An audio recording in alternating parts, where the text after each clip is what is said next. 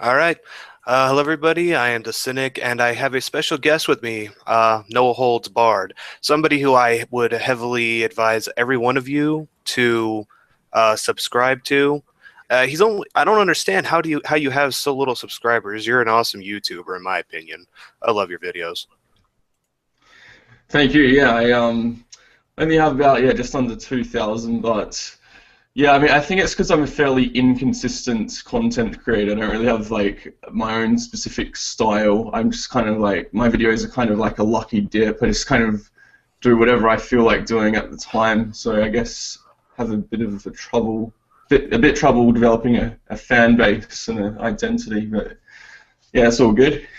And you got comedy and you got intellect, man. You'll get there. Uh, anyway, so the topics we will be discussing from my end will be evolutionary psychology, transhumanism, changing society indirectly, and MGTOW and the notion that women are evil. And no holds barred, you had some topics of your own. Well, yeah, I think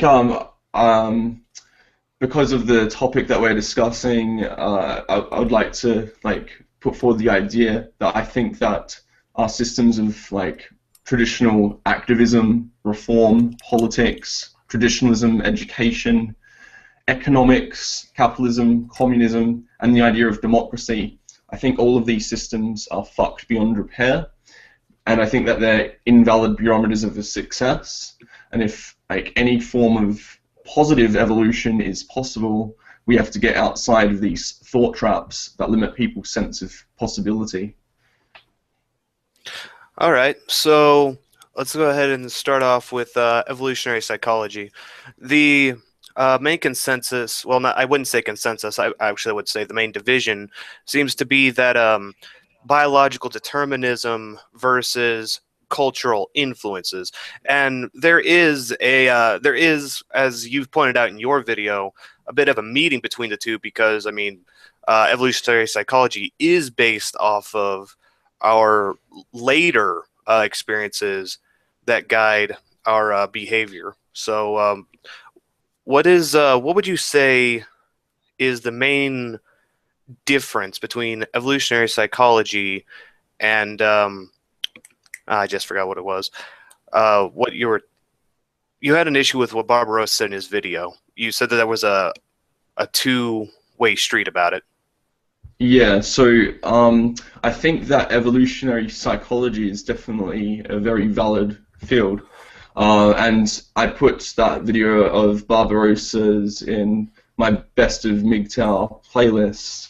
Um, and I agreed with most of what he said, except he made this one statement at the end where he kind of insinuated that evolutionary psychology is a more important or more valid field of study than culture and environment directly influencing human behavior in the present, where I consider them to be the exact same thing. It's just when you're talking about evolutionary psychology, you're talking about how environment and culture influenced human behavior in the past and has developed a foundation. And when you're talking about it in the present, it's called sociology, um, or human behavior, human psychology. That's how humans are adapting in the present moment, which is once again based on our psychological drives that have evolved. And it's kind of a chicken and egg relationship process more so than a duality where one influences our reality more so than the other. Sure, one has a more foundational influence on our emotions, but the other, I think, like our cognitive abilities allow us to perceive present patterns and adjust to them within a certain degree of efficiency. All right, and I will agree to that mainly because this is the nature versus nurture debate, which would actually be nurture, not really nature versus nurture, but generational nurturing versus today's nurturing. So I will agree that there is a bit more. It does have a bit more to do with today's nurturing versus generations past. And I would like to know: do you think female hyper female hypergamy is 100% unstoppable and unavoidable nature within women? Hold on, let me clarify, because I mean the answer is most likely obviously yes, but do you think it could be combated to the point where, evolutionarily speaking, say a very hypergamous woman gives birth to a little girl? Do you think that that little girl, even though her genetics proclaim her to be very hypergamous, can be taught to not always try and trade up for the best deal?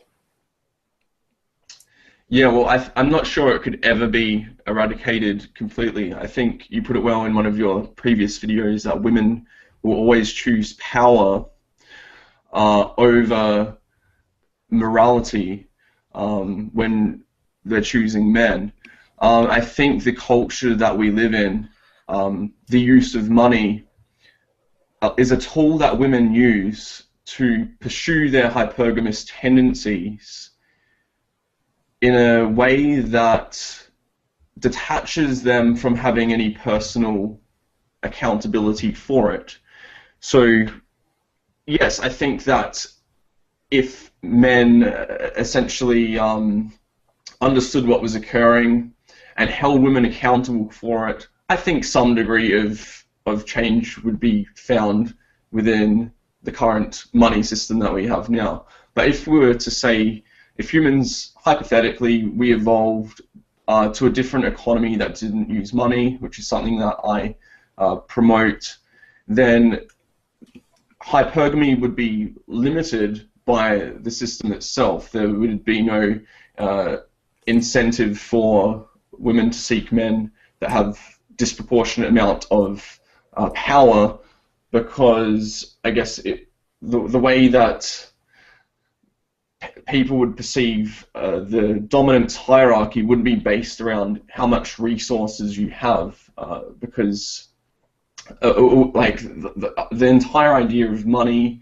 and in a capitalist system especially is to accumulate resources to show how much status you have, and that attracts women. You reproduce, and the cycle continues. But if these values, these cultural values, which they are to some degree, were, I guess, changed and distorted, I think hypergamy could be very limited. I think that's, in a way, like what marriage used to be. I think marriage used to be very valid before contraception, and you know there were so many people on the planet, and the economies were more dependent upon having a high amount of males to do manual labor, whereas these dynamics are kind of breaking down, and we're going to adjust one way or another, probably. All right. I guess the last question I have on this topic would be, what do you think it is that, evolutionarily speaking, made child psychology better in two-parent households than one-parent households?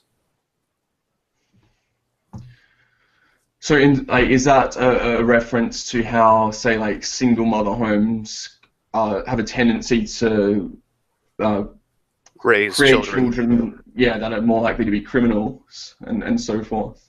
Yes, sir. So I guess that, well, when there's a role model of two different genders, I guess the child will have a more balanced perspective of reality.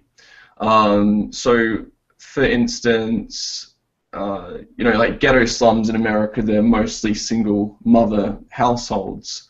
I also did one video on this a few months ago. It was very brief, but I started to look into what how feminism is a self-feeding spiral. So feminism encourages women to be single mothers, and one of the largest feminists are statistically more likely to be raised in single mother homes because they're only getting one side of the story. They're getting the deadbeat dad stereotypes story, and they don't get taught about hypergamy and how women take advantage of welfare and child support systems. So they are more likely to buy into the feminist narrative, identify with it, and perpetuate their own bias, and then become a single mother themselves and repeat the process. So, an interesting conversation I was having just today with a female on Facebook that's along the lines of this subject is that in America, apparently, there's a bill that allows bosses to fire single women for getting pregnant. And all of these women with their rainbow profile pictures were essentially saying what an atrocity this is. And all it comes down to is, are there men that are asking for a year's salary without actually doing any work? No. So what? And then I also pointed out that in Australia, I don't know if this happens in the US, but every year there seems to be like a few football players that will have drunken orgies with some young girls, and they get sacked immediately from pro football teams for having sex with girls. And does that happen in America?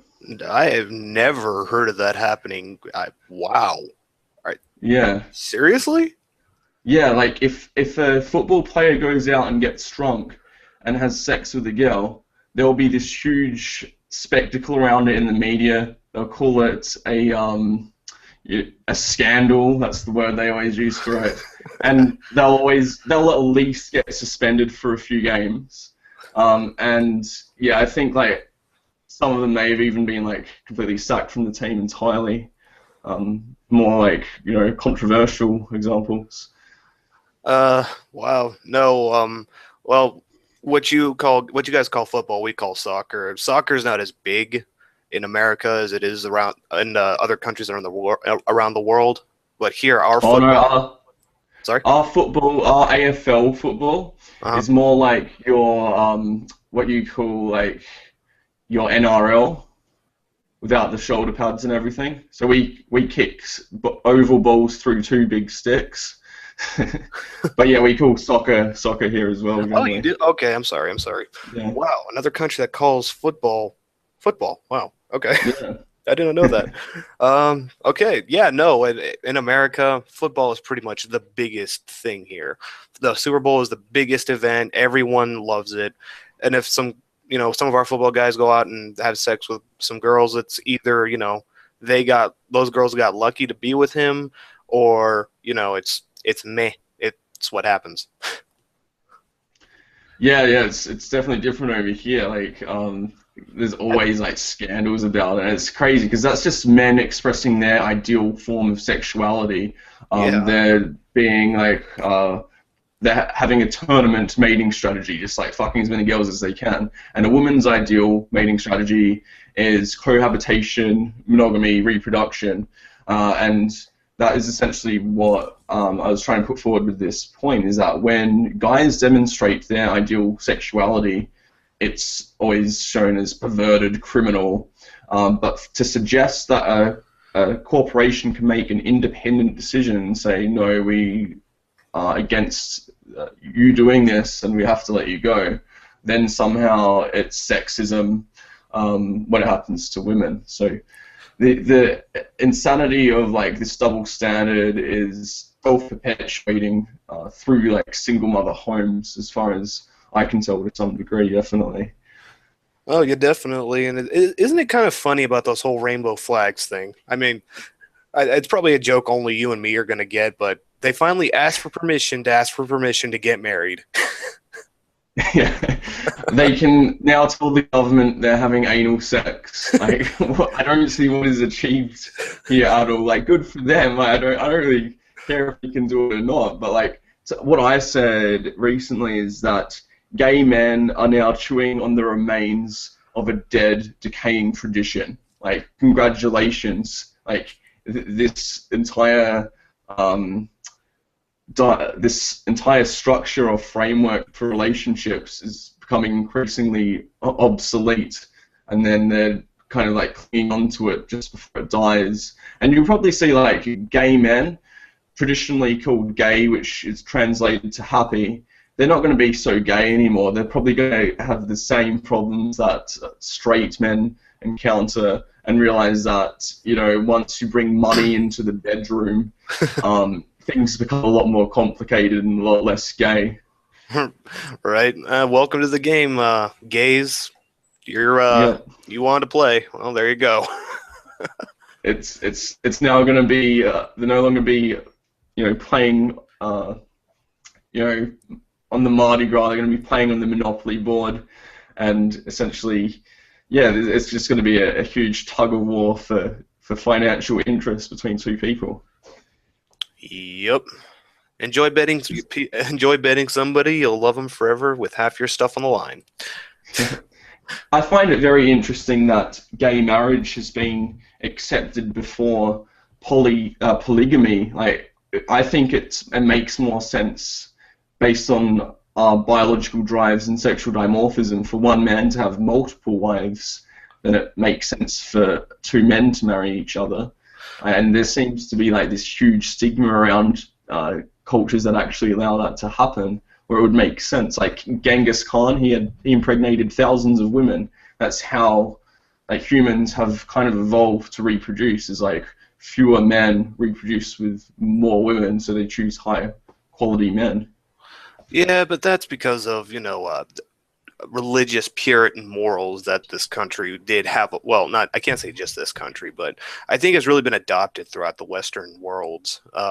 You know, one woman, one man, family, the nuclear family, and I guess it also kind of does subscribe to just the Christian morals of one man, one woman, one provider for per one family. But I mean, I guess it would be a more economically efficient system because of, you know, Barbar and Stardust and everyone has pointed this out, that men work harder when they have families. They produce more. They will work more hours and, you know, go above and beyond in order to support their families. Yeah, they go straight into debt. Yeah. Like a wedding is pretty much saying you're going into debt for me, and then a child is saying you're staying in debt for me. That's the perspective from a man anyway. So how this got so like out of hand and one-sided, where a tradition that is supposed to keep men and women together has tipped in favor so far of the female without men even like talking about it until recently. It's kind of amazing. Well, I think it has a lot to do with you've heard of the concept of unfreedom.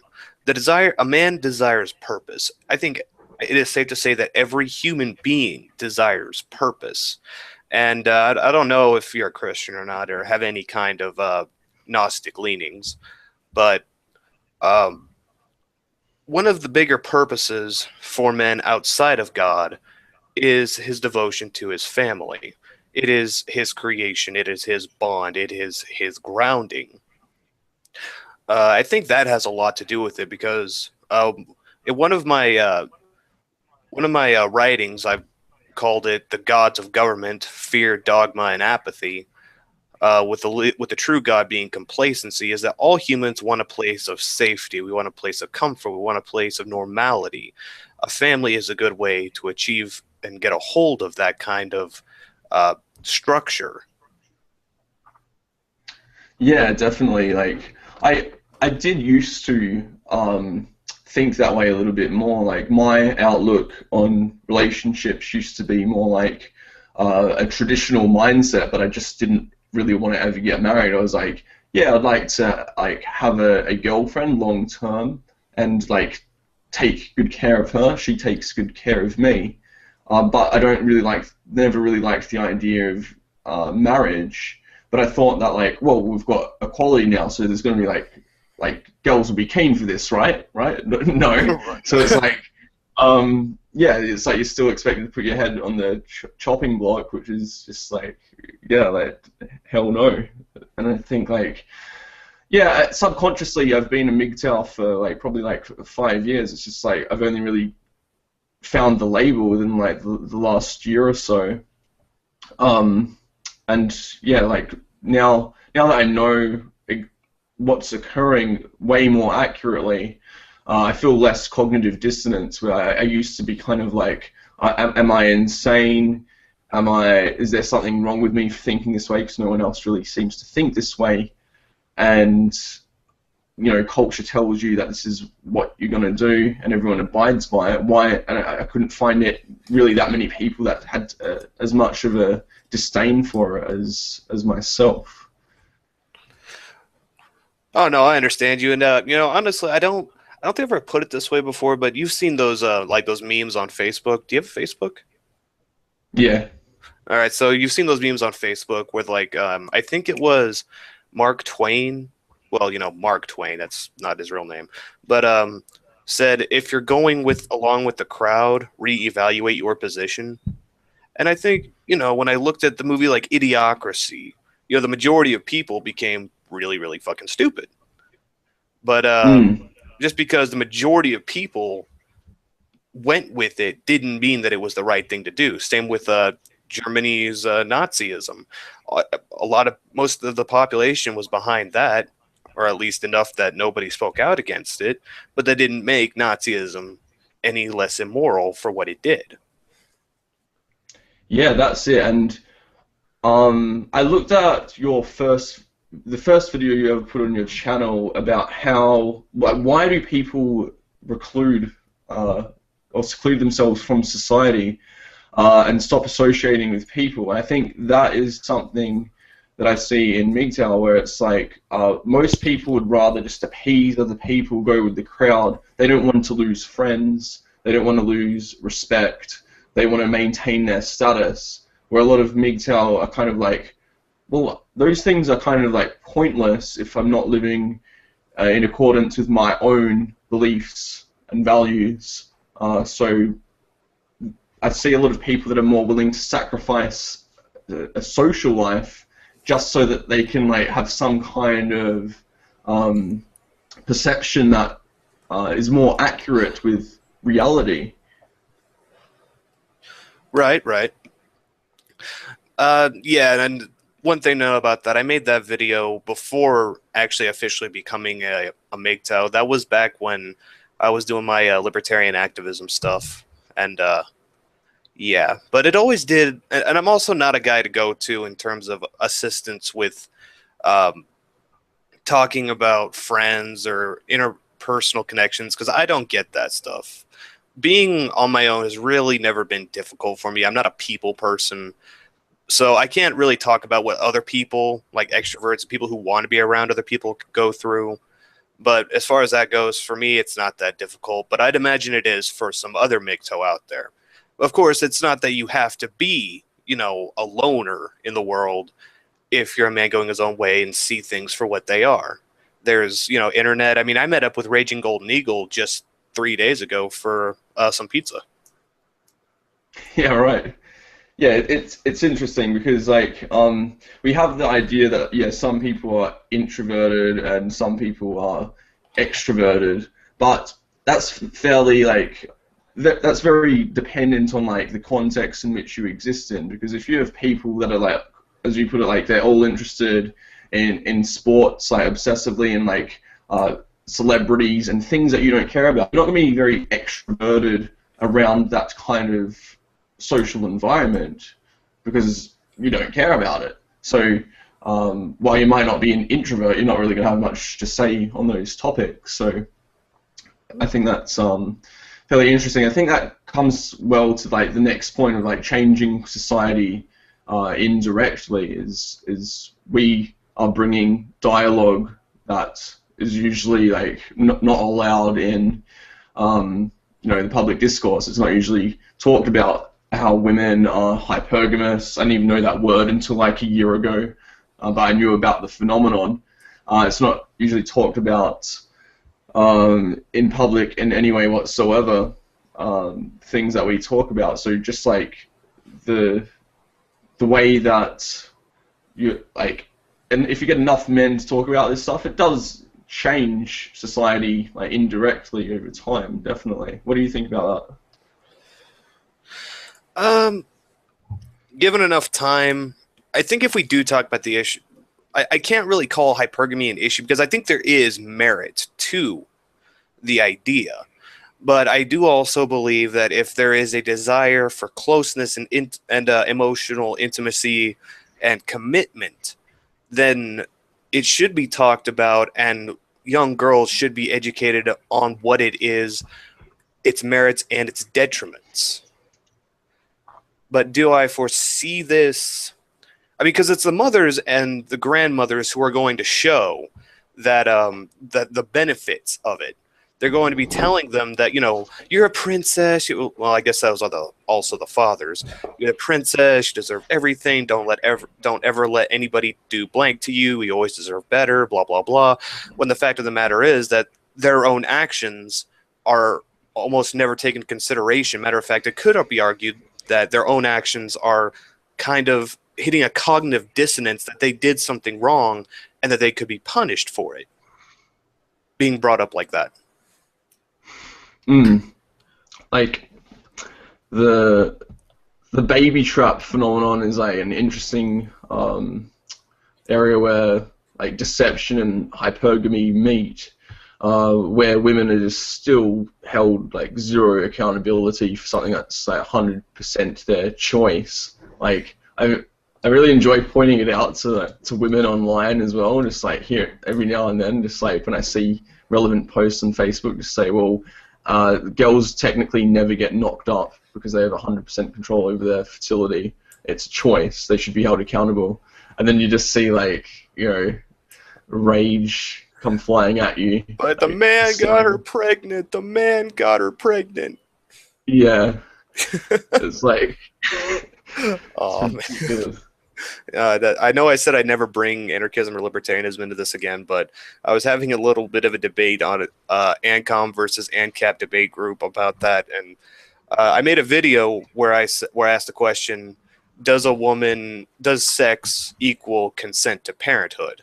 And no matter how I phrased it, the people I was debating just continually warped back to the man got her pregnant, he's responsible, and it was so infuriating. Yeah, she's not like a lying, deceptive person that's lying about being on birth control. No, he's a deadbeat dad that knocked her up and fucked off. Yeah, man up and shit. God damn it. That really annoyed me. But the worst part was I explained it to where the man was, he said he didn't want the child, but the woman did, and that he should be able to walk away. And that she had agency and control over that birth, and if she wanted to keep it, she could, but he didn't have to be a part of it because he didn't consent to childhood. Yeah, I think like the man should have no financial obligation without some kind of contract. And I don't think that's anywhere near as bad as like having a contract for sex, because it's not a decision that's going to affect you for like 20 years plus down the line financially if you just have sex with a girl. But it's going to affect you and a lot more people if the girl lies about being on birth control, and essentially like ruin your career as well, like if it happens at the wrong time. Yes, sir. Yes, sir. And I think that would be a beneficial change for society, is to not hold men financially accountable if a woman gets pregnant and he doesn't want the baby. Now, granted, if the man does want the child and he signs a contract, then he is financially responsible. He wanted that kid, she wanted that kid, boom, family.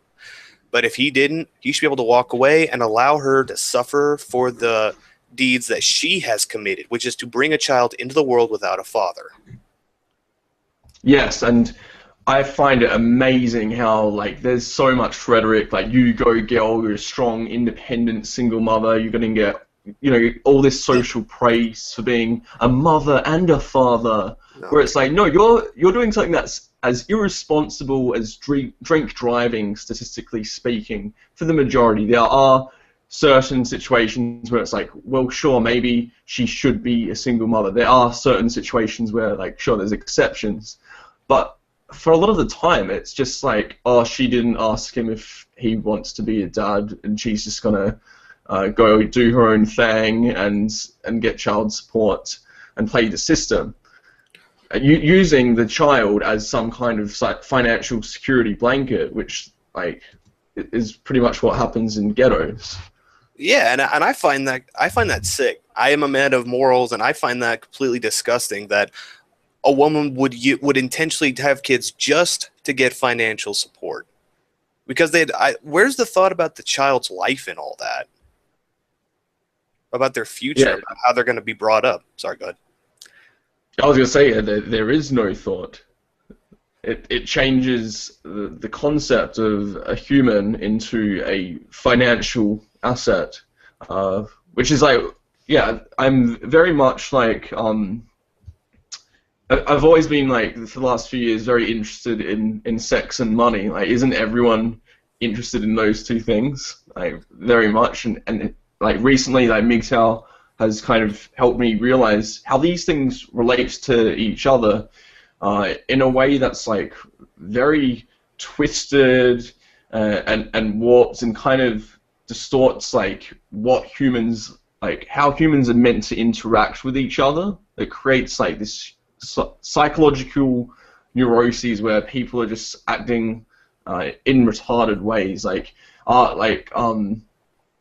Sure, like women are inherently hypergamous, but this just like accelerates it to the extreme. Yes, sir. Um, I know I know I would get, a whole bunch of flack for saying it, but I don't feel bad for the way the things that single mothers go through. Now, to clarify, a widow is a different story, but single mother who had a child with a man who didn't want to have a child, I have no pity for them. They don't get, I don't care if they bitch and moan. They pretty much ask for the situation that they're in. And they are the ones who get to tell little Timmy, you know, I didn't think things through when I had you with your dad, and but it's his fault. It's his fault. Yeah, I Though, mean, I know of a girl that recently like got quote knocked up, and the guy told her he didn't want to keep it, and she just did, and he just fucked off, and she like keeps it because girls thrive off of drama in a very sick way. Like it's almost like a perversion that they have where they get off sexually from drama. So the idea of being like abandoned, all this responsibility on a poor, helpless princess, that gets them off a little bit.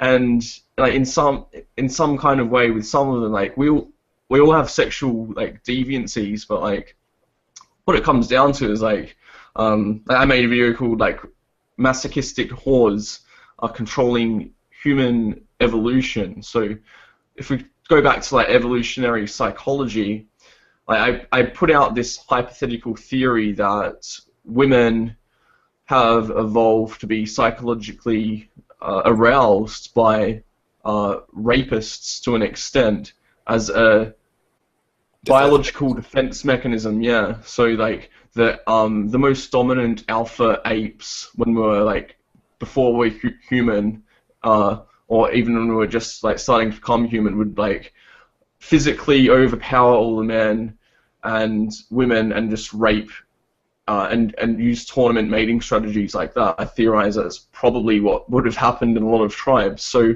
women would have developed some kind of like biological response where they prepare for this atrocity so that when it actually happens, they get endorphins and positive feedback so that they're not like depressed or incapable of functioning, so that they're actually like happy, healthy individuals after something like that happens. And I think that is kind of still left within our biology somehow. It's just a speculation, but I think it's kind of valid. Oh no, you're absolutely. I agree with that 100%. I've been thinking about what was up with the rape fantasy for a long time, and I think that would make the most sense. Of course, when it comes to evolutionary psychology, it's difficult. I'm not going to say impossible to prove, but it is difficult to prove with objective fact. But soft sciences and psychology itself is a soft science. Proving objectively is damn near impossible at all. But in terms of rationale and reason, I believe that that would make the most sense. Which, when it comes to soft sciences, is my method of determination. Um, yeah. What was your next topic? You had transhumanism and the idea of women being evil. Oh, I thought you wanted to go to one of yours. Oh, okay, sure. Well, in terms of like where I see humanity like evolving, um, in terms of like the future, I I would like to point out that I think like activism and reform of current political structures, current traditional structures, e.g., marriage, the education system, the use of money, and the ideals of capitalism and communism, and as well as the idea of democracy and voting, are all systems that I consider fucked beyond repair. Like, there is no hope for these systems on a macro scale. And if there is to be some kind of like idea of positive evolution, uh, which I think is possible, although maybe it's not likely, I don't know, that I think people have to recognize these terminologies and these ideals and the associated values as invalid barometers of success. So the idea of money being an economy is a huge one that most people generally disagree with me on, just in the general public and like probably in MGTOW as well. But I consider the use of money an antithesis of an economy because it requires people to work perpetually. And hence it requires inefficiencies and consumption and repeat purchases. And a lot of these ideas are even the idea of democracy, where you probably have like you have a lot of people that should not be making broad social decisions, that literally aren't smart enough to be making such decisions, to be influencing the future of society. So like the idea of democracy is arbitrary. Yeah, let's let everyone vote. To me, it might sound kind of elitist, but how about we let people to vote if they have an IQ over 100? And in Australia, it's even worse because we're forced to vote. So even the people who don't give a fuck are forced to vote, which is why when I vote, I just draw a cock on the piece of paper and put it in the ballot. Oh, that is amazing. That is amazing. uh, okay. So, what would your system be? What would it look like? I don't want to go on this topic for too long, but I'm actually very interested to hear what your system would be if you reject both capitalism and communism. Well, basically, like there's heaps of words for it that I use commonly. One of them is a scientocracy, a resource-based economy.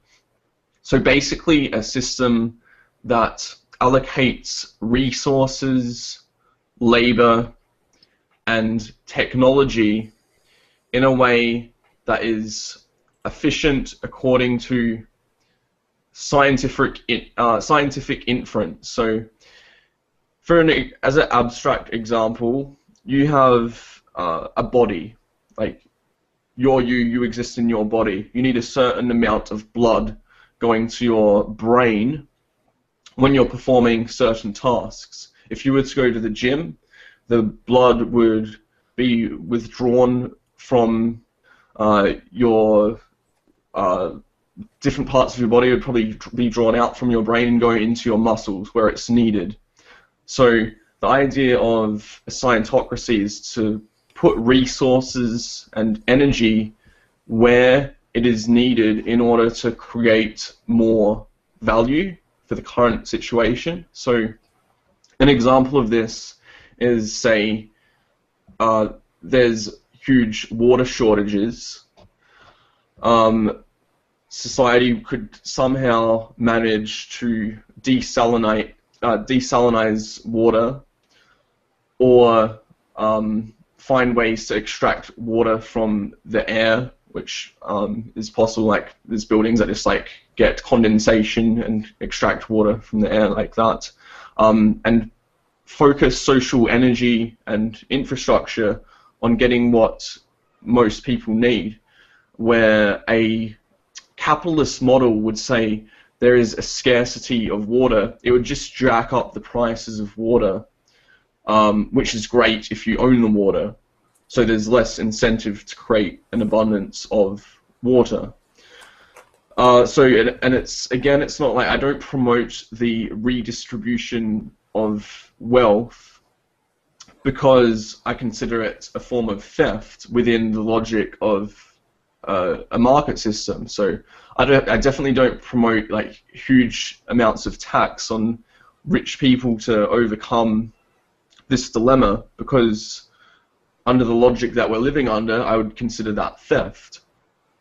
So to me, I think like the ideal system would not necessarily be based around equality, like everyone having the same amount of stuff, but it would be based around efficient distribution, opposed to distributing resources based around how you can make the most money, which is an arbitrary barrier of efficiency.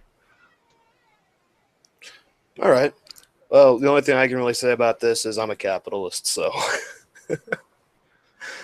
Yeah, and I think like if I was to base my logic around money, I would be more in alliance with like a right-leaning ideal. Like, well, why should rich people have to pay for poor people's stuff just because of their unfortunate situation or their inability to do anything productive, whether it's like their own fault or not?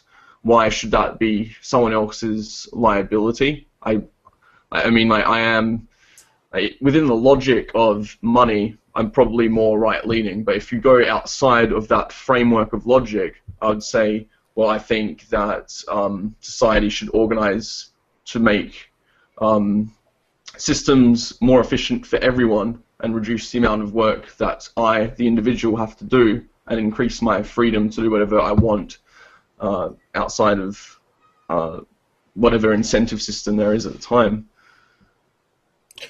All right. All right. So onward to transhumanism. This has been a little bit. There's been a little bit of talk about transhumanism. The main being, of course, the artificial womb. Base FM, I forget, Xerxes, he calls himself, did a few videos against, well, not against, but critiquing transhumanism. But I'm a tongue twister. I'm a proponent of transhumanism because it is my belief that Mother Nature's outlived her evolutionary usefulness. Not entirely, but I think it's time that humanity took evolution into our own hands. I want to see humanity make us or make ourselves better. I mean, it'll take millions of years for nature to do the job that we could do in 100 years. Yeah, I agree. I think we're already at the the initial stages of that. Just when you think about even the idea of contraception, that is transhumanism, because you are using technology to alter your body's biology. You're no longer getting pregnant when a guy, like girls don't get pregnant when they have sex without a condom, which affects the culture, doesn't it? Like that has probably been a huge contributor to the decay of traditionalism within the last century. And then you have other forms, like men take hormones themselves. They take steroids. They go to the gym and get massive muscles much faster. And then all like pain relief, like all kinds of drugs are a form of transhumanism, even though they're not like technological hardware. And then you've got like hearing aids. So we've got like these really basic forms of of transhumanism. And I'm sitting here on the computer looking at your icon, and there's a clock in your eye. So it's like, yeah, I mean, like, we're probably going to have like contact lenses that allow us to see the world in different ways, Google glasses, etc. And Right. I think like it'll gradually like will integrate with technology in many different ways, and like because to me like technology is pretty much humanity's defining characteristic, Oh yeah. and like to suggest that we can we it's not really a choice to stay or to regress backwards away from technology, because we've evolved to a point where like if humans were left in the wild or like without infrastructure to support them, like we're physically really quite like badly designed, if you want to give it a term. Like we've evolved to be weak in relationship to our environment. We don't have exoskeletons or anything. We're just like these hairless kind of like pathetic looking apes that need all of this technology to keep us alive. And the more like it's like a cycle where we just get more and more dependent on the technology, until like the technology defines who we are more and more. I don't let the anarcho past or anarcho primitivists hear you say that; they'll throw a fit. But the only thing I disagree on that is that the men and women in Africa, where it's not as industrialized or there's very little industrialization, have evolved to endure the hardships of a technologically deficient society. So, but I think that their in terms of genetics and survival in the pre-industrial world, the Africans would have us in the Western world. They'd have us beat hands down because of the fact that they didn't evolve with this technology. So, I go I'd ahead. have to yeah, definitely I definitely agree with that, because like if I was to put it in like simple terms, I think like African Americans or blacks, they are physically superior to most other races in terms of survival, physical survival at least, because they're taller.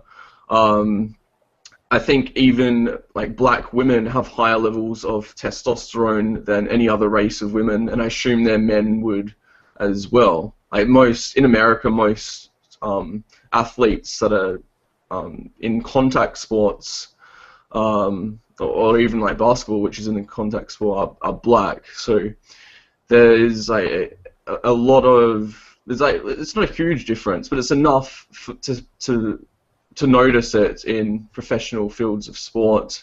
When it comes down to survival in harsh environments, physical environments, I think they would be an advantage definitely.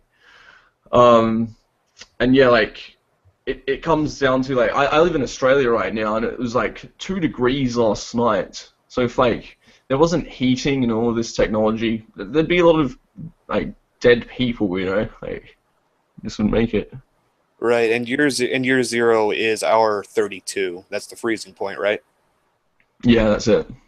So, and I think it's like 3 plus. So yours would be our negative. Yeah, yours would be our 38. I think. Yeah, Okay. yeah, Yeah, that sounds would not about be right. fun. Yeah, that would not be fun. Um, so what's your opinion on the artificial womb? Yes, there will need to be a female egg in order to consummate, but it does remove responsibility from the mother and place custody solely on the father, if that's how you want to use it. Of course, its main use will be for the infertile and gay couples, and then single men looking to be fathers without a woman interfering.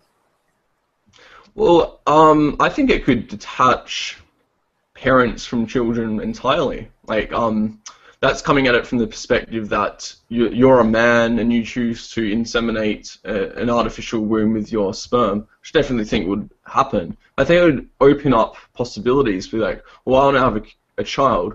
why should I use my sperm? Is it really that much superior than all these other guys just because it's from my balls? And then you think, well, like, if you can select like um, sperm and eggs based on some kind of scientific logic, and create and reproduce strategically, that's where I think um, it opens up possibility a lot more. It would allow for evolution to occur, to be controlled.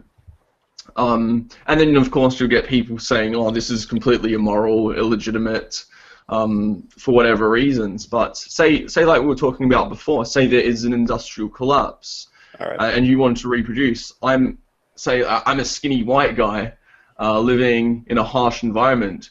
Why wouldn't I just get like, say like I want an African man's sperm and this artificial womb over here, and kind of like reproduce based on logic. Well, I want a stronger child who's going to become taller and stronger based on the environment that I exist in. So, yeah, I think it will open up a lot of possibilities that I think a lot of people just have a negative association with it because it would challenge their own morals immediately.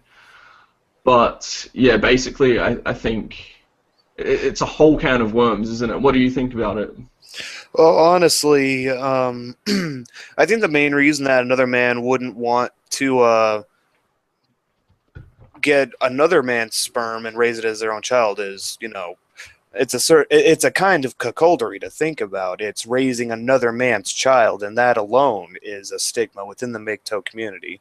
I mean, excuse me.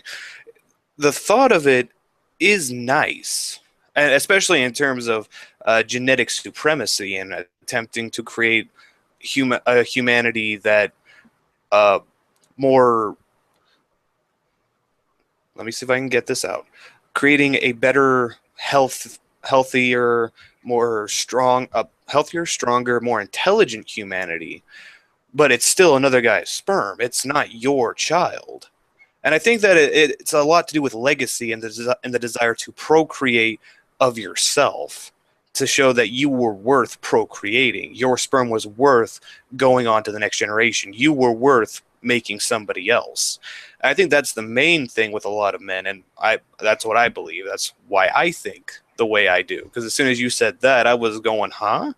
But in terms of genetic supremacy, you would be correct, unless genetic modification wise, I could give the embryo all of those traits, the traits for higher IQ, stronger muscles, better adaptation, and all that great stuff. But it is still my base. It is still my child, just enhanced. Yeah, and the artificial womb would also allow for a lot more control over that method as well, because you know how like women don't drink alcohol or smoke when they're pregnant because it affects the fetus. They should. Men, yeah, exactly, some do.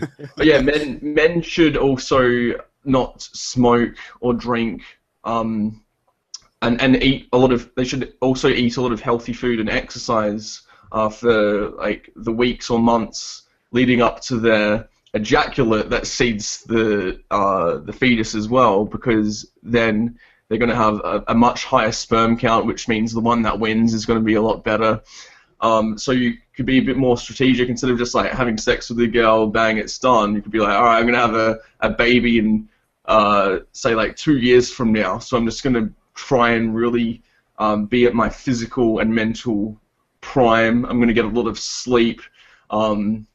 Just going to be like, exercising and eating a lot better than normal, and be more strategic that way as well. I'm sure like most people won't do that though, would they? So, No. it'd be more of a convenience thing in the minds of most people. And I think I heard the argument that like it comes down to cosmetics. That's why women would be interested in it, because they won't have scars and stretches. Right. Yeah, yeah, yeah. So I think it's interesting because like MGTOW might not take off for 80 years, say, and by then you can't really have a kid, but you could probably get like some kind of artificial womb kid. Hey, like it changes the dynamics like in an unprecedented way. Yeah, that is true. That is true. And I think it's in a way that would be beneficial for society. I mean, I was watching a video, or I was commenting back and forth with a turd fling, yeah, turd flinging monkey. I'll say that story for later. That's not relevant. Um, my only my only thing is, I would need to look into the data, but a lot of people have a problem with single mothers, and this has been something that was brought up. How would single fathers do versus single mothers? Because the ideal is a two-parent household, right? So, what would it be quote unquote moral to have a single father when single mothers are so demonized? I haven't looked into the statistics of that myself, so I can't really say. But I often question like if hypothetically there is the idea of a artificial womb and you separate say you get someone else, another man's sperm, another woman's egg. You have never met these people in your life, but you just know they have like top-notch sperm and Genetics. eggs. Yeah, so then like there is no biological parent in their life, so they could in theory have like 10 parents. Be like, all right, we all signed a contract. Here's our kid. We're like equally responsible. Um, Whatever. There's no like romantic relationship between the parents necessarily, but they're all kind of like equally responsible over this new life. So it would open up like huge possibilities. Like people often just think about it still, even though like MGTOW is anti-traditionalism, they still think about reproduction under the banner of traditional customs. Right, and as I said, I would need to see the statistics for single fathers versus two-parent households because in terms of child rearing, it's the child's future that I've always used as my base for determining if they're good parents or not, or if a relationship's a good idea, and so on. Uh, that's the child's future, their prospects, their I can't say overall happiness, but their overall health.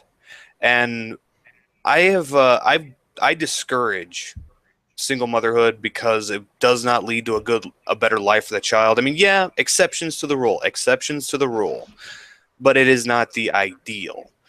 Of course, my ideal would be the best possible future, and if a single father is the best possible future, then I would advocate for a single fatherhood. Yet again, exceptions to the rule, but statistically speaking. But I've looked into a little bit of statistics, and the only thing that I saw that was of note was that single fathers who had children living with them without a mother were less likely to be on government assistance. So yeah, there's that.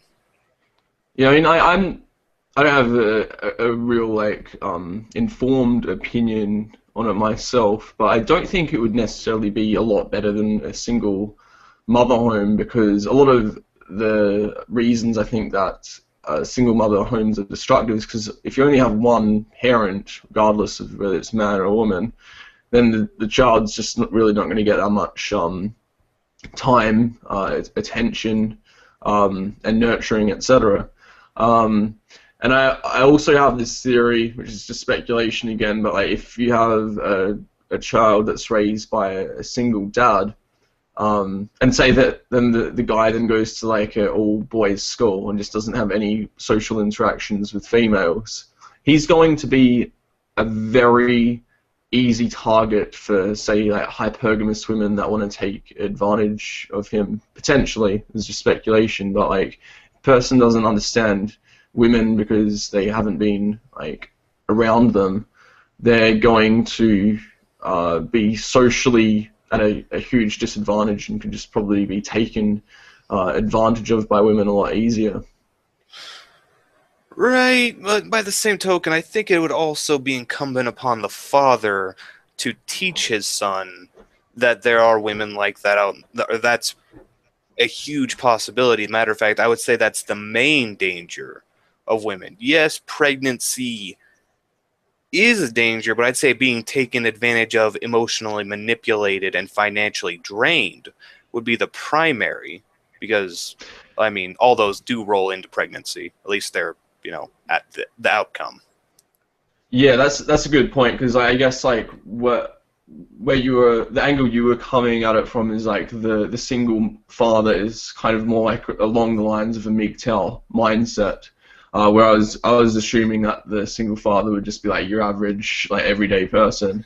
But yeah, I think like if it was done that way, then yeah, the child would grow up and probably the father would be able to say things to him that he probably couldn't say in a traditional upbringing. Like you can't say that in front of your mother. You can't say women are hypergamous and things like that. They wouldn't say that. So there would be a lot more open discussion, honest discussion as well that would get children to be aware of these things. Right, and when I was talking about artificial insemination with single fathers, when I was talking about single fathers, I was mainly talking about big toe single fathers.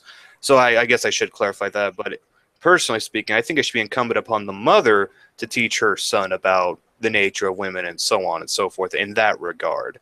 But as we can see, that would be counterproductive to her long-term gain in terms of using her son for resources once the father is too old to work, or um, once she leaves the father. Yeah, it's interesting. Like women, I don't really think would warn their like children about these things as much because that's how women survive on the aggregate. So subconsciously they're aware of this dynamic where men extract resources from the planet, women extract resources from men. It's pretty much as simple as that as a sweeping generalization. And I think everyone is aware of this subconsciously. It's just that because women are so socially manipulative because they have to be to survive, they've made it, quote, politically incorrect to point this out somehow. And then they set up all these like arbitrary barriers that stop men from being able to compete with women in a fair playing ground in a capitalist system, which creates kind of like this weird it is kind of like in a way it's kind of like a weird distortion of capitalism with some socialist elements of totalitarianism, which is why I really I do promote like moving beyond the use of money. But yeah, I was wondering, how do you think that money plays into the dynamics of MGTOW? Like, how do you perceive capitalism, money, socialism, and how it applies to MGTOW? Oh, damn, you're making me go against that video I made so long ago, dude. But, all right, I'm going to make this one exception where I talk about anarchism and capitalism, communism in MGTOW. Yes, smack me across the face, but it will be this one and only time. All right, so my favoritism for capitalism is it works primarily off of a system of meritocracy. Yes, you do have the good old boy system. Yes, you do have the ones who start off better off, and you do face discrimination. Yes, those things happen. They will always happen. We are an imperfect race. There is no stopping it. No social justice warrior will ever get a big enough clitoris to make it stop.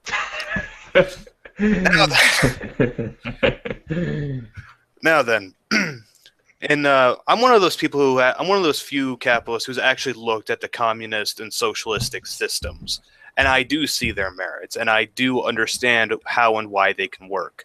My favoritism for capitalism is uh, that you can work more and you can get more. No, not all labor is equal, and uh, some jobs are way overpaid.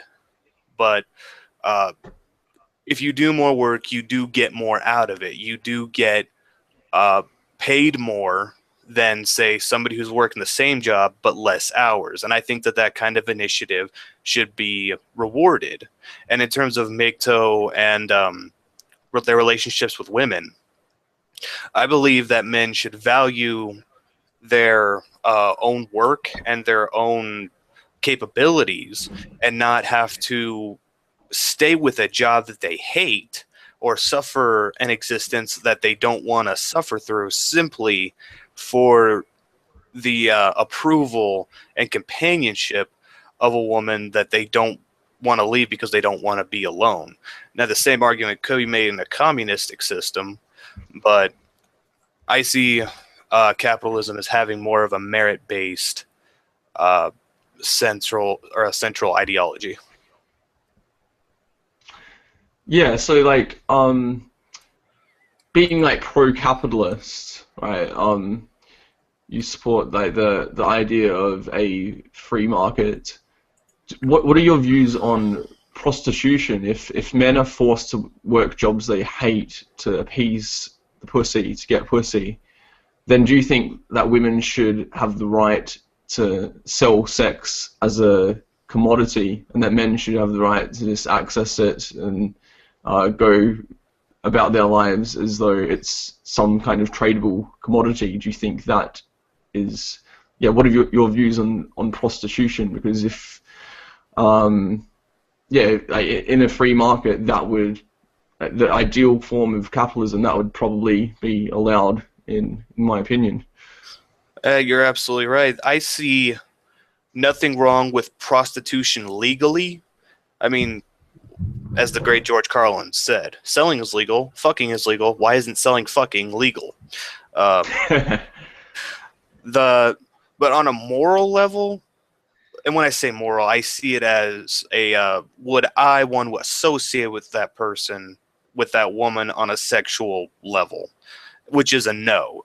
With a prostitute, I would not, because I see sex as something that should be done sparingly and only with people whom you want to have a child with, or somebody with deeper, stronger connections.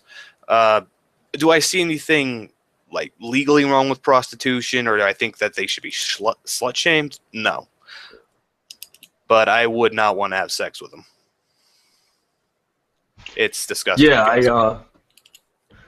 I I would have like 100% agreed with you a while back. I used to be like extremely conservative, like extremely picky with women. Like if I liked a girl, say I wouldn't even try and kiss her until like I knew a lot about her, really got to know her, etc. But gradually I just like kind of dissolved that outlook on reality. Like now I consider prostitutes the most honest form of women, almost. Like they are honest about their hypergamy, and it's pretty much like every other girl is almost like a prostitute. They're just going about it in a different way.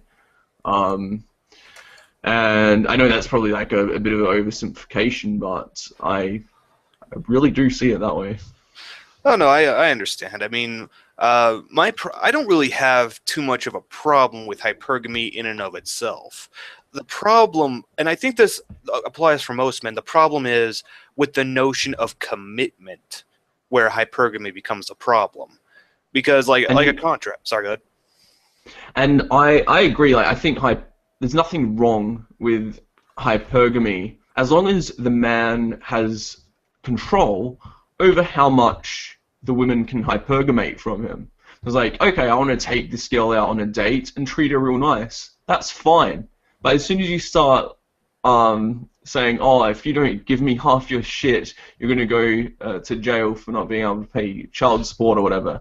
That's where I'm like, go fuck yourselves. Like, if you think like this is a fair deal for men in any way, that's where it's like, are you serious? Like, I don't believe it's gotten so bad, and like there's only a few guys on the internet talking about it, really.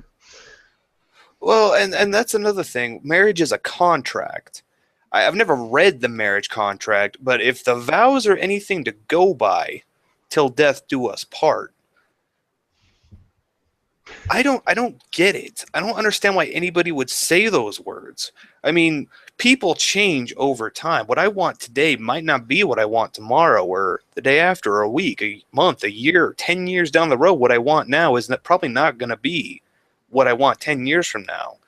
I don't understand why anyone would enter a contract like that. I mean, for the sake of romanticism and lifelong commitment, it sounds great. But if you stop and think about it on a logical level, which is where uh, most people look at me funny because they've got this strange romanticized ideal that marriage is about love when it's really not. You're Yeah, not going to to be the me, same like person. Sorry, go ahead.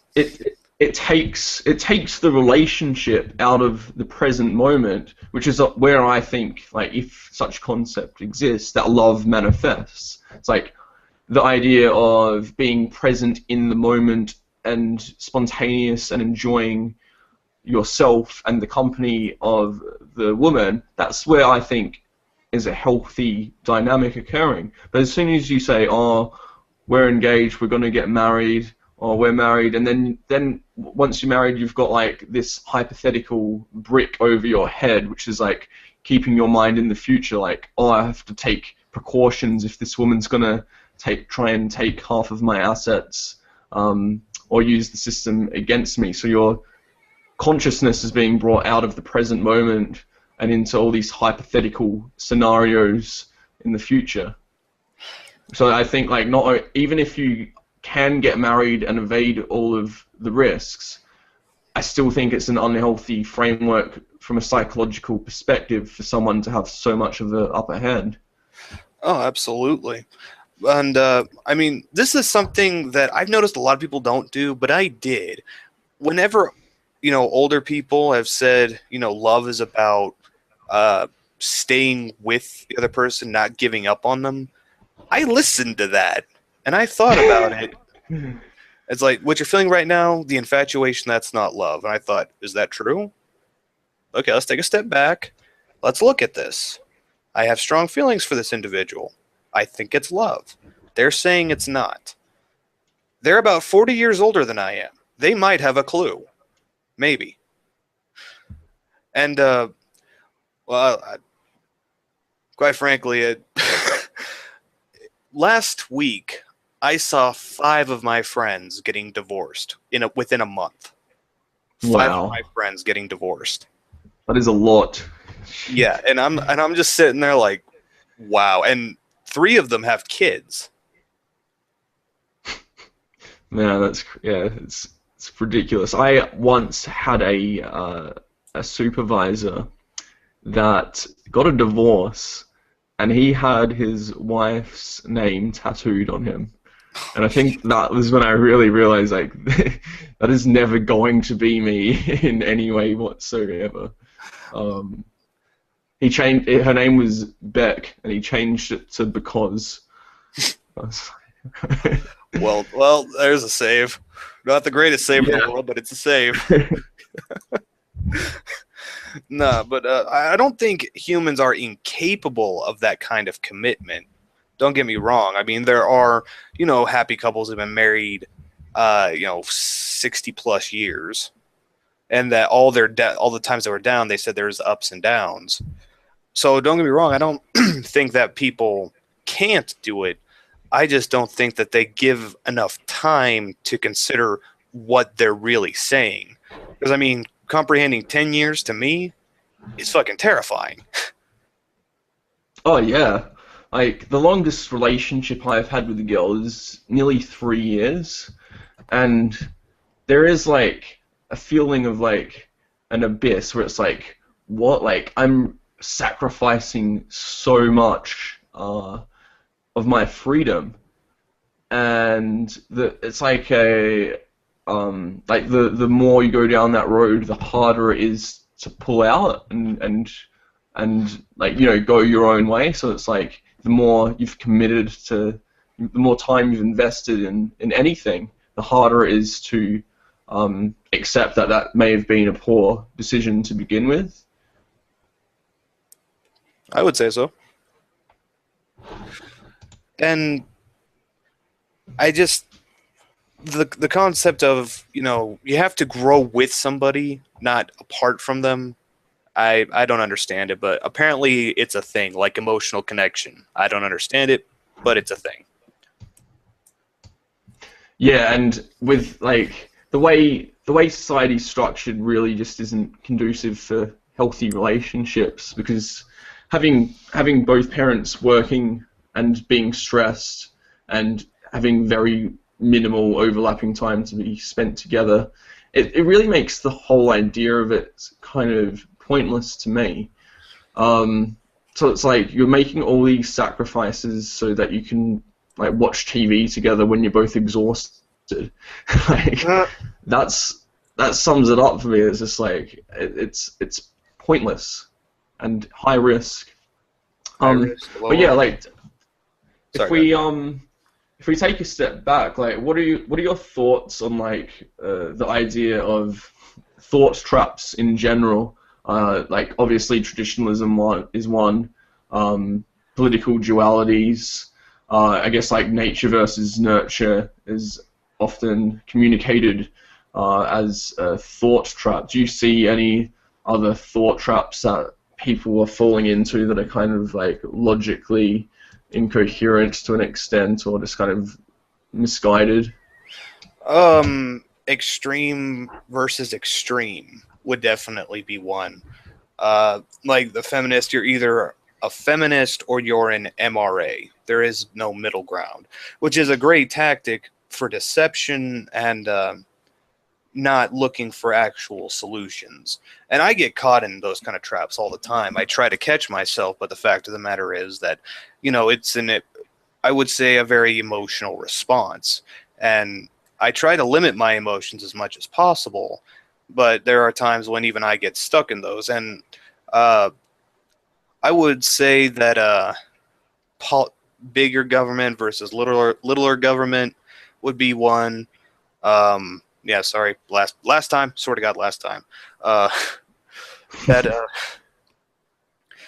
uh, So yeah, like what I noticed, like when I first started being interested in whatever MGTOW is all about, like when I would tell people I'm anti-feminist, they assumed that I think they would assume that I'm promoting traditionalism, monogamy, marriage, stay-at-home kind of dynamics, which I'm not at all. So there's another duality there where, like, if I'd say anything anti-feminist, people would be like, yeah, women should go back in the kitchen, like, sarcastically. yeah. Um, and yeah, like, there's just so many, like, false dualities, really, that I like to, like, kind of bring up, make a bit of fun of, and, or sometimes, yeah, just bring up in a more serious way. All right. No, I know you're coming from in that regard. People take it to the extreme, and I think that is one of the bigger problems. Is that a lot of people have this tendency to think in extremes because Oh, gonna say vegans are some of the most extreme like that, because like instead of vegans working together and be like, let's set up some restaurants that make really nice food without using any animal products so that people just want to eat vegan food, they go like, you're either a vegan or you're not a vegan. It's like, no, you can't just eat meat like once a week and then enjoy like vegan foods for the majority of the time, because you still eat meat, so you're not a vegan. You have to go like 100%, or you're completely like out of our little club. yeah, so kind of like that Onision thing, where if you're either a vegan or you're meat-consuming monster who likes to eat babies and kick puppies across the yard and rape kittens and that kind of thing. Yeah. So it's like I've known like vegetarians that were just like really low on energy, so be like, maybe you should eat a little bit of meat because if people aren't being vegan or vegetarian properly, they're not really like doing themselves any good in terms of their health. Like there are healthy ways to do that, but a lot of people just go about it the completely wrong way. Right, right. And yeah, I've got no problem with vegans. One of my best friend was converted to a vegetarian, and he never gave me crap about eating meat. And I never tried to force a steak down his throat. But his girlfriend, on the other hand, God, I never heard the end of it. Like it got to the point where I just stopped hanging out with him because I wasn't willing to deal with it.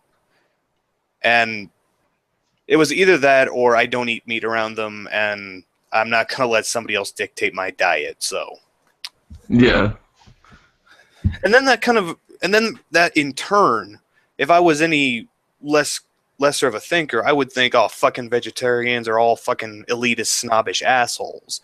So that's where I think where that duality comes from. It's a yeah, place of emotion. yeah, definitely. Like, cause I used to work at like an organic restaurant, so I definitely got all types. So I know that like probably like 90% of vegans are cool. Like they don't push their beliefs or anything like that. But it's the term itself which I find is extreme, because vegans they still probably ride bikes and swallow June bugs or whatever. So they're not going to be 100% vegan, no matter how vegan they are. So it's like an ideal that they have and identify with strongly, um, which is kind of false in a way. Right.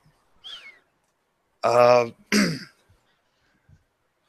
what was the other? You had two more topics, right? Yes. So I'm not sure if I've discussed them already. Yeah. So people seem.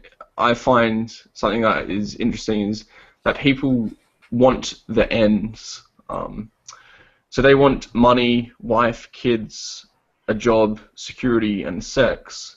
But people don't really worry about the means or the way that they go about getting those things. They don't really worry about, okay, so they've got a well-paying job. People don't really question, um, and they can't to an extent as well. Like they don't really question, is this job actually productive in any way? Is having sex really making me happy? Is it really worth the expenditure put in? Is the pursuit of money even like valid in and of itself? Because we have all these barometers of success like sex, money, jobs, and people get caught up in having those things, and then like associating their identity with that instead of being like in the present moment and enjoying the process, about improving their lives in however they want.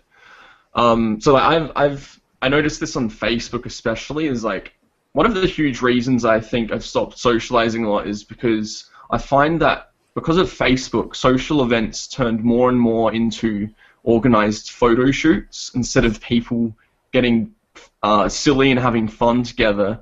It would become all about the photos you take for social media, more and more. And people are a bit more self-conscious because there's all these cameras around all the time. So people kind of tighten up a bit, and it all becomes about like the facade, the image, like the ends, the memory, instead of like the way you go about doing things in the present moment. Okay, yeah, I never thought of it that way, because I am one of those people you're describing. I don't much care for the journey, only about acquiring what it is that I've set out to accomplish. Like, like when I smoke a cigarette, I look forward to that last puff. I am either apathetic or I mean, not to the addiction, the feeding the addiction. That's what I want. But I look forward to that last puff because I'm done. Relax time, put it out. It's all good. Or like the paycheck at the end of the day. I'm putting in all this work. I'm putting in all this time and energy and effort, but it's the return. It's the return that you get that I think a lot of people focus on because it's, yeah, I would say it's the return. It's um, receiving from your the fruits of your labor. Where I know that I'm wrong, and I know exactly what you're saying is that life isn't about those small itty bitty moments of gratification. It should be all about the entire life you've lived.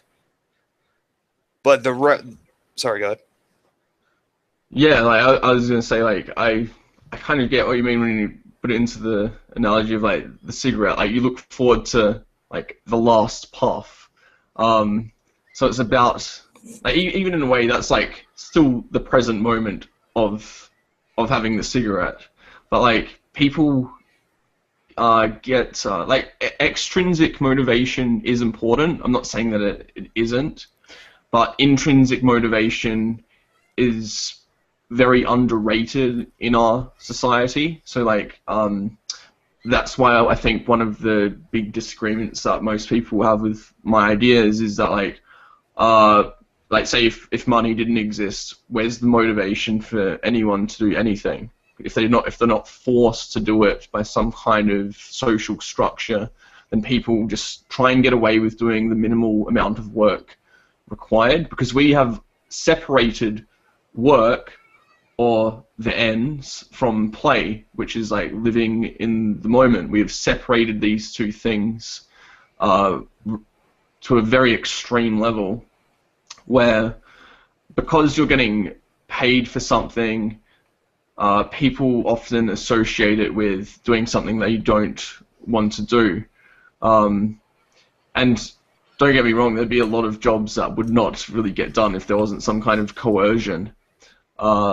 But there's also a lot of things that don't get done because we have money in existence. Like the idea of everyone owning their own car instead of simply installing Google cars on a shitload of cars and having like 10% of the amount. Yeah, like that kind of technological socialism, if you want to call it that, I think would be very efficient, but money doesn't allow that because there's no incentive system for it within that logic.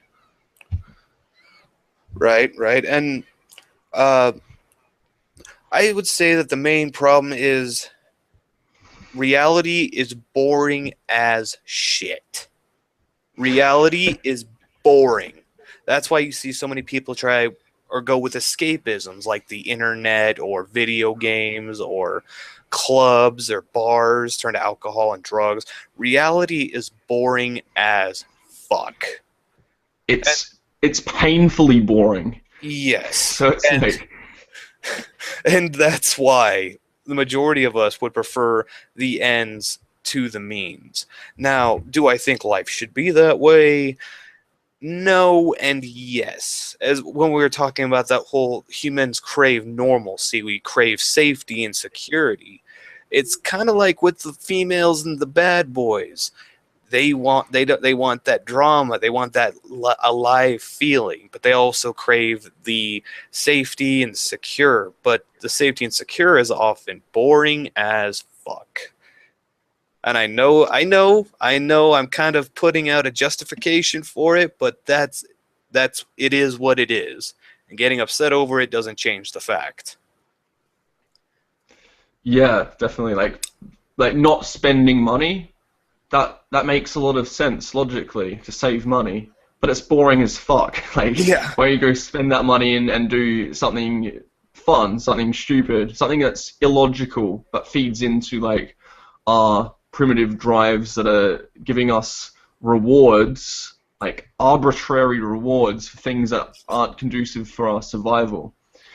So I find one of the, I mean, it is important for survival to exercise, but I really just I really enjoy running as fast as I can on the beach, like, a few times every month or so in summer, and like, it's completely arbitrary. Just like I love to just sprint for no reason. It does nothing for my survival. It just makes me hurt for like days afterwards. But like you get all these endorphins, and it's kind of like a natural drug in a way. And like to me, like that's kind of like the in some ways it's like the antithesis of trying to get the end. So I'm not necessarily doing that to try and get a good body. I'm doing it because I just love the feeling of being in the moment, running. And then once I've done it, I feel like shit. I'm sore. Like there's no reward after it in a way. Well, what about the Um, runner's high? yeah, I guess so. Yeah, I mean, like, it's kind of like a balance between like feeling good and being in pain. Yeah, we love pain for some odd reason. We just like other people being in pain. We find it funny. We as humans. I'm beginning to think we as humans are sociopathic. Yeah, I think so. Like the YouTube videos that just show people like stacking it on skateboards and things like that, just like people hurting themselves. They're very entertaining to watch, no matter who you are. Yes, it is. Yes, it is. Although I'm a sociopath for watching stupid people get hurt because I consider that natural selection in action. And it's Yeah, like people in. good. I was gonna say like people in America on Independence Day who put fireworks on their heads and Oh Jesus! kill themselves like that, pretty much. Please don't think all Americans are that stupid, or that our mothers would try to fucking defend us for being that stupid. Yeah. Okay. Have you seen the movie Idiocracy? Yeah, I have. Yeah, that's the future of the world. I'm sorry. I Yeah. know it's nihilistic to say, but that's our future. It is without taking like the artificial womb into consideration, like we were talking about before. We could potentially get around it, but yeah, like I called this like what I see in Idiocracy is the intelligent Goldilocks zone at play, where women will select men that are smart enough to do X, Y, Z, but not too smart to figure out their games and not play them, because they're of no utility to the women. Yes, sir. What was your? Sorry. Oh wow, it's been an hour and a half. Wow. What was your last? The last talking point you wanted to make? Yeah, I guess so what like before I got into MGTOW related topics, I used to really enjoy challenging the idea of people using money, which I still do to an extent.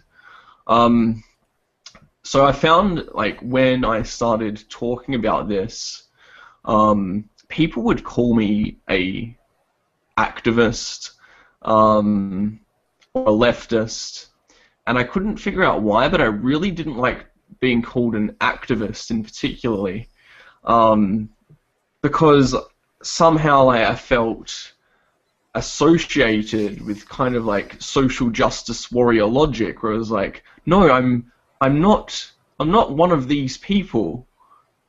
This isn't activism. This is me just talking about my ideas, just like people talk about the football or the weather. I'm just talking about what I think about. So I really didn't like being called like a quote activist.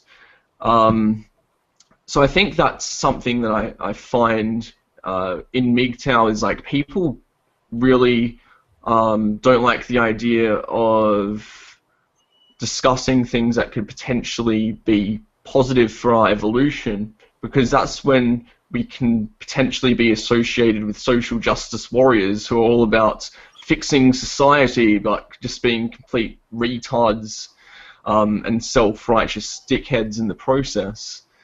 So I think like a lot of the idea of evolutionary defeatism, of say like idiocracy being our fate, is the idea that a lot of people just don't really want to be associated with social justice warriors and activists and things like that, and for good reason too.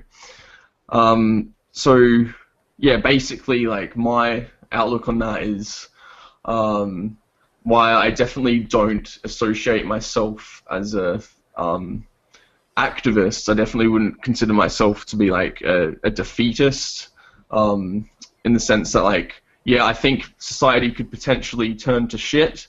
Yeah, I think society could potentially become a lot better. I think they're both within the realm of possibility. Okay. So let me tell you the story of why I've given up hope on humanity. Do you ever hear of a man named Ron Paul? Yes. So back in 2012, I attended my precinct caucus, which is where everybody within a small cluster or a small area of a city would come together and talk about, debate their points, and then be elected as delegates to go on to the higher up conventions. I was elected with my representation of Ron Paul. And so I get to the county convention, which is the next step up, and we railed against, I forget what rule it was, but we all railed against it. It was if you agree, say aye. If you disagree, say nay. If there is a 1/3 or 2/3 or a conflicting, then we shall, discuss it, open up the floor for discussion. They said something or another, and the room erupted with nay. But they said aye and went along with it anyway.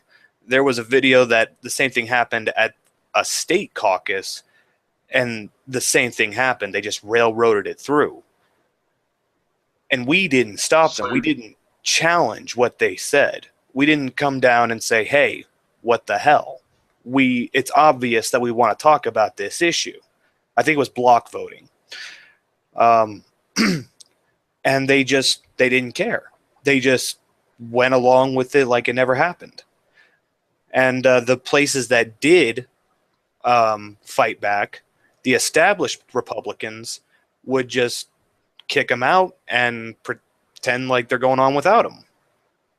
So there really is no choice. The establishments already picked their candidates, and one of those two is going to be president, the highest political office in the United States.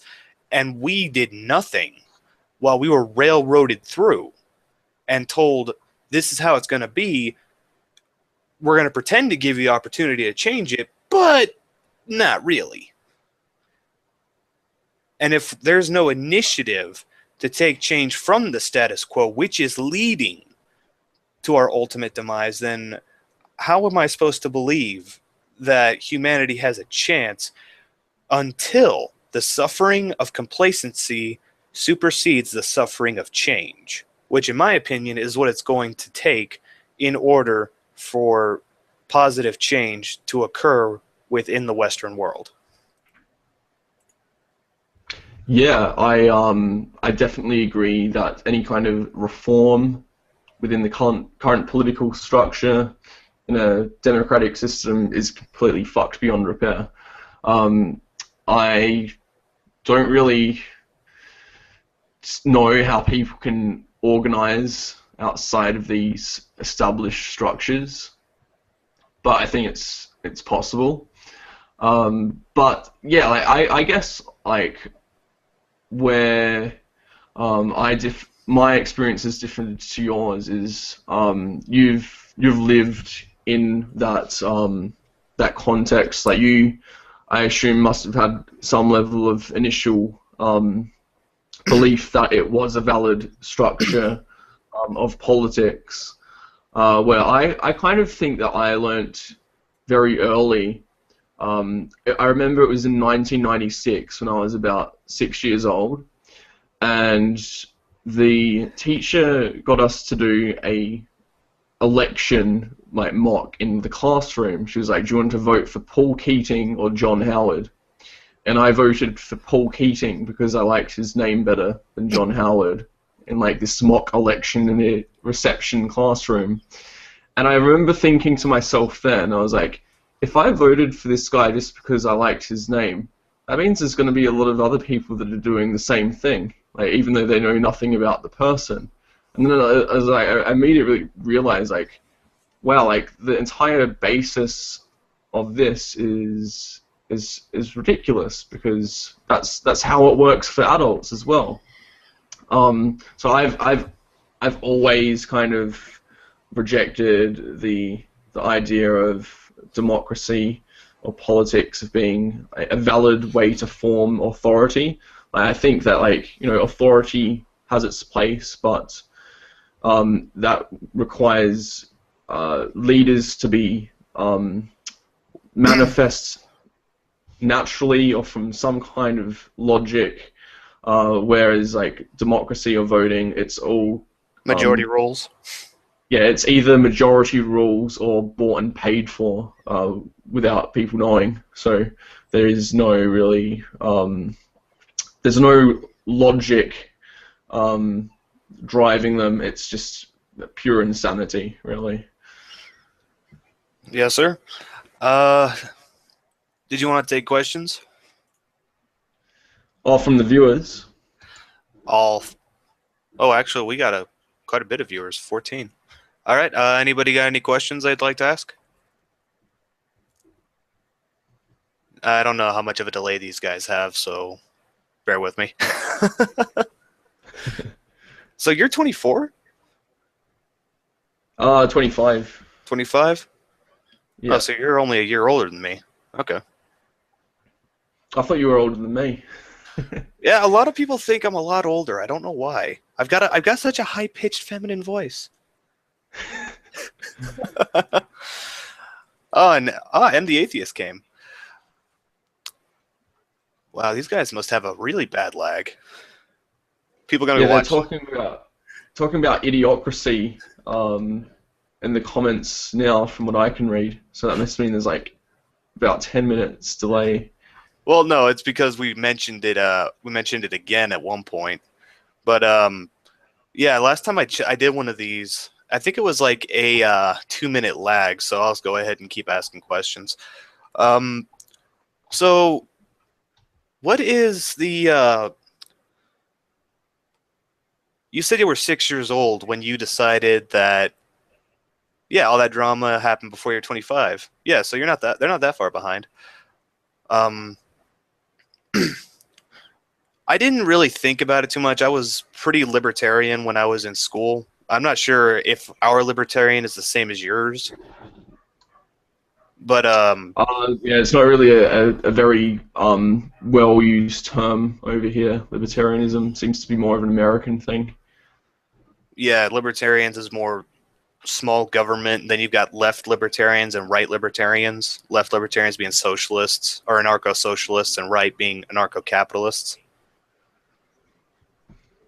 Yeah, in Australia, it's more just like labor is for people that do manual labor jobs and get government to create more infrastructure to boost economic circulation.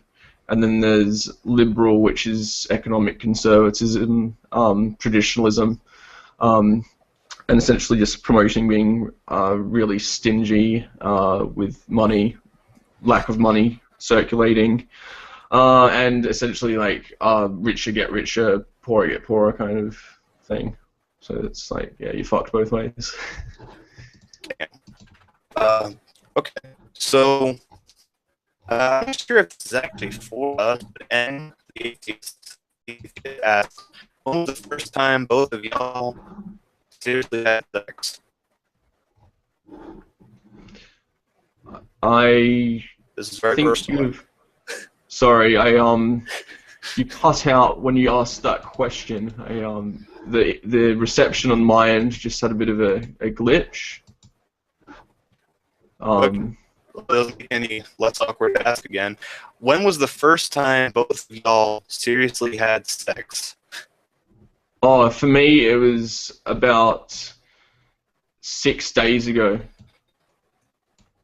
Oh shit! That was the very first time you had sex? Oh, I thought you said it was the first time. Okay. Right. I thought you said the last time. Probably. I think when I was 18. So 18. 8 years ago. Yeah. Mine was about when I was 20.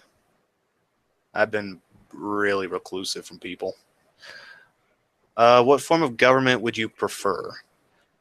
I would say anarchism because I dislike government and I see it as nothing but legitimized violence. But practically speaking, I prefer a monarchy of courts and army. I promote the idea like if there was some kind of like government that resembled the one we have now, like just making shit up. But I'd promote the idea of like anarchy and then get rid of military, and instead of military I'd promote the idea of a militia. So essentially like the idea of a defense force that doesn't take orders from authority, where every person can act autonomously as they please, so that when say hypothetically you do kill a person, that is your choice. You're not doing it because you're told to do it. Well, no, that's an excuse, though. I mean, nobody ever really. Everyone always has a choice. There is always a choice, even if it's down to act or do not act. There's always a choice. Yeah, but the military really conditions that out of people as much as possible, Yeah, from what I can tell. yeah, I'll give it that. All right. Well, what was your? Well, okay, M asks. Well, what was the impression of the sex? I guess he means what. What was your initial thoughts when it happened? I'm gonna let you go first because I have a story. Yeah, right. Oh, the first time I had sex, I was a little bit disappointed. I was like, oh, that wasn't that great. But like, I guess I really started to enjoy it more the more I did it. So I really enjoyed sex like quite a lot. I still do. As far as like my first impression of it, I didn't really find it that awkward or anything. I just kind of like, yeah, it was with a person I didn't really know at all. Like, literally met her that night. But yeah, like as terms of like in general, my impression of sex is kind of like I really just enjoyed it, tried to get it quite a lot. But at the same time, I realized like I was kind of like aware of what was occurring, that like women use sex as manipulation as well. So yeah, it wasn't a whole lot different to my perception of it now, I guess. How about you? It wasn't really all that different, but so the first time I had sex, I was like 20 years old. I went to a party, like one of the 3 parties I've ever been to in my life, and as we're about to do it, I think to myself, all right, we're about to do it. Let's see what is so great about this. Let's see what everyone is giving so much hype about. Okay, then. This is it. This is it. This is what this? Are you fucking kidding? Okay. Oh no, this is amazing. I feel so good. Oh, okay. I bless him. She was trying. Bless her heart. She was trying. But it's just like, okay, well, guess I got to keep this up for 20 minutes. Shit. Yeah, it's kind of like a bit of a lucky dip with sex. Like even if you're having sex with like the hottest chick, it can be like you can have sex with the same person, it'll be like really good. Sometimes it'll just be like meh. So it's kind of like it just depends on like the mood that you're both in and all of that. But yeah, I like this question. What led you guys to MGTOW in the first place? For me, it was a video by Sandman called, I think it was The Collapse. It was called The Collapse. And it was talking about the collapse of industrial civilization. And then it started talking about women in it, and I was like, what the hell is this MGTOW thing in the title for? Like, so then I just started to Google that a little bit and found more and more videos on that. So I guess I was brought into MGTOW by my interest in the idea of economic collapse. Before I found MGTOW, probably about 4 or 5 months before I found MGTOW, I understood it in theory. I came out of a 2-year relationship where a girl broke up with me just a couple of months after I sold my car, and I kind of like put that together as a correlation. And then I realized when I was single, I had all this money and time and energy without any kind of stress. And I really realized, I was like, wow, like, I'm not actually losing anything here. I'm gaining something from something that I thought was like a tragedy at the time. So yeah, how about yourself? I guess you could say my first red pill moment. You ever seen that movie? Oh shit, what was that? What was it called? I did a video where it had that girl who tied up a guy and stabbed him with an ice pick. Oh yeah, yeah. I Yeah, think was it oh Cruel my God, Intentions? I Well, don't know. or whatever it was. That was my first one because I had that mentality that women were all good and nurturing and loving and could commit no evil. And then I saw that and I'm like, okay, well, maybe why would she do that? Why did that happen? And then I kind of look at it as they're not all nurturers and loving. Maybe let's take a look at some of the bad things that they do. And then it came to questioning double standards, like why is a girl allowed to hit me but I'm not allowed to hit her? And that led up to my own interest in economic collapse and all that great stuff. And I forget exactly which MGTOW video I saw first, but it was the concept of not bowing down to the traditional norms. Because I didn't like to do it. I didn't understand why other people did it. And at first, I was all like other people. Oh, MGTOW, let's see what this is about. Oh, just a bunch of fucking losers who can't get laid. Okay. And then I gave it a chance. I was told to watch a video by Barbarossa in one of the comment sections. And so I did. And here I am now. Yeah, you mentioned men not being able to hit women. Interestingly, something that happened to me when I was like 20 years old. I was at a nightclub with a girl, and I just started like dancing on the dance floor. And I approached like these 2 women that I hadn't met before, these 2 girls that were a bit younger than me, and just trying to have fun with them because I was like fairly kind and outgoing person, and like they just gave me like the cold shoulder. Ooh. And then the girl essentially turned around out of nowhere, kicked me. She tried to kick me in the nuts, but she like kind of missed. And then I threw my drink in her face and called her a cunt or something like that. This is shit that needs to be on YouTube. And, well, then no, and then you'd probably be expelled from college and not be able to play on the football team anymore. I'm sorry, the joke was there. I had to take it. No, I've put this out there already in a different video. But I essentially from there then after that happened, I just like got my girlfriend. We went outside and just tried to like avoid this bitch. And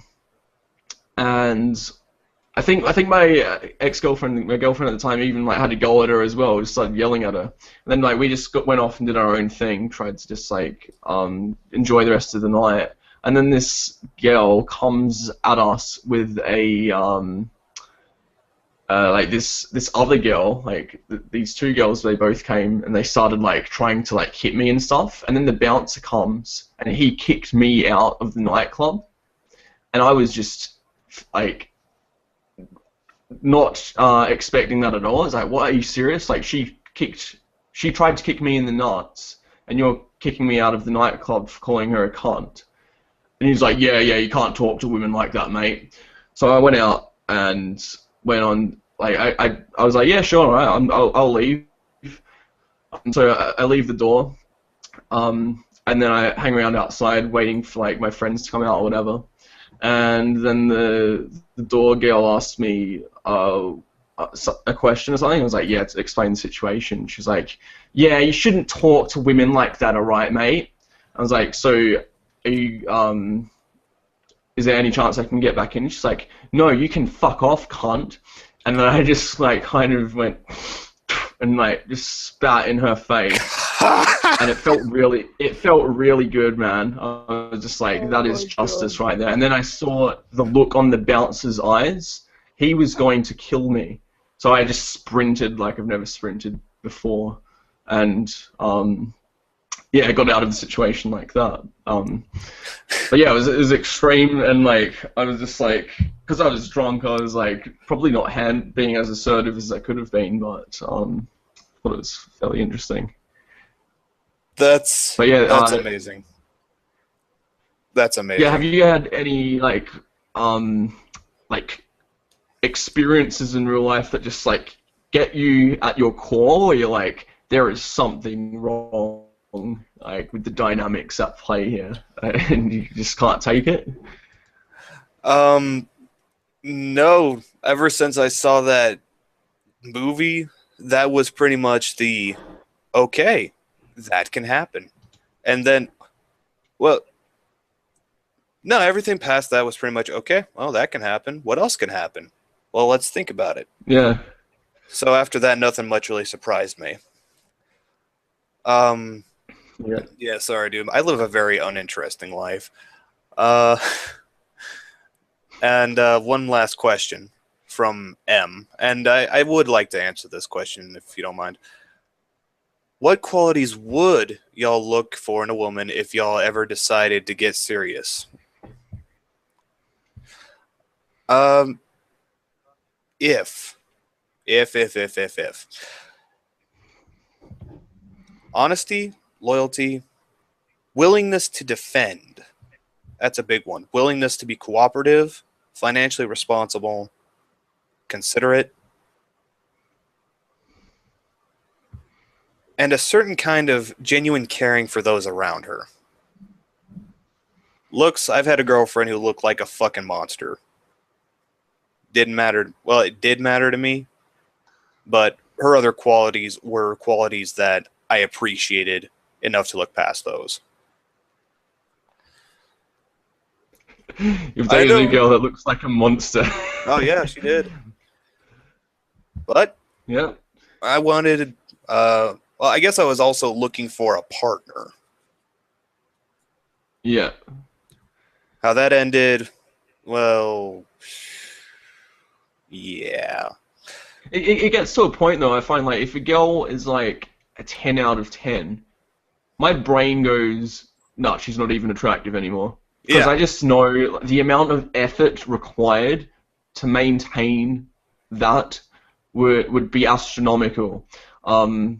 Like you'd be competing against so many different men, like manginas that would be willing to give her money, alphas that are like 10 times as strong as you or whatever, and it just wouldn't be worth the emotional turmoil. So in some ways, I find like girls around like the 8 mark a bit more like compatible with me. It's like it's not worth the investment to go like on looks alone, especially because you pay a lot for a pretty package, and usually the ones that are like 10s on the outside are probably not going to be the smartest or funniest people to talk to, which is like fairly important if you're going to be spending a lot of time with someone.